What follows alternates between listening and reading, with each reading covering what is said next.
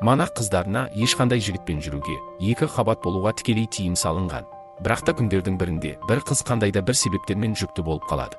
Қасындағы құрбылары бұл қандай болғанына түсінер емес. Ал қыздың өзі бірдеңені жасырып тұрғаны анық еді. Сәлем достар. Бүгін біз сендерге «Мінсіз» деп аталатын керемет фильмге шолу дайындадық. Вы беременны. Монастырьдан қашатын күні Мэри атты қыз әдеттегідей құлшылық жасады. Сосын басқарушыдан кілтті ұрлап, қақпаға қарап қаша жөнеледі.